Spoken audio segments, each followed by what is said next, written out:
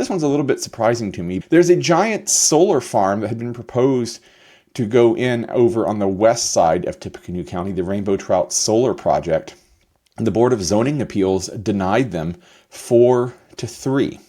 This really surprised me. They had a meeting last week, and after 5.5 hours of testimony, an overflow crowd, people out in the hallway, people watching online, they took a vote and they said no. And this was after approvals from Area Plan Commission.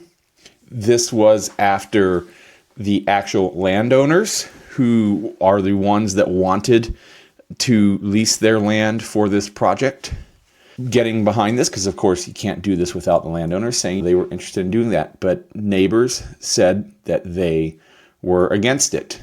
And I understand the concerns. I understand the concerns on both sides, these giant fields of solar panels. But I also understand that power is a finite resource, and talk to any electrician worth his salt today that there's not going to be enough electricity to go around.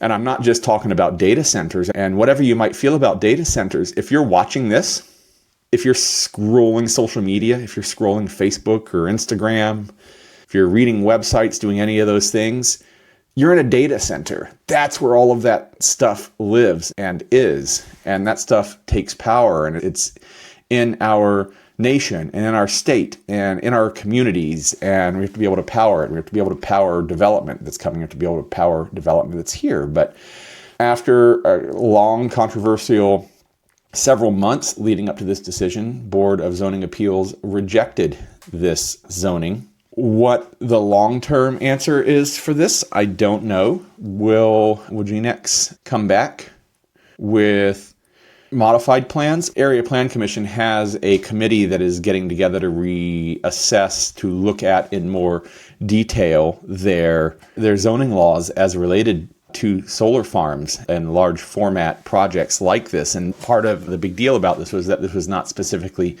addressed. So a lot more to come on this. I could pontificate all night long about this, but this particular project was denied. I don't think we've heard the last of it. We have certainly not heard the last of large utility scale solar projects, wind projects, energy projects in general. So stay tuned to @Lafayette Live. Hit the like and subscribe button so that you can find out the next time this comes to a head here in the Greater Lafayette area.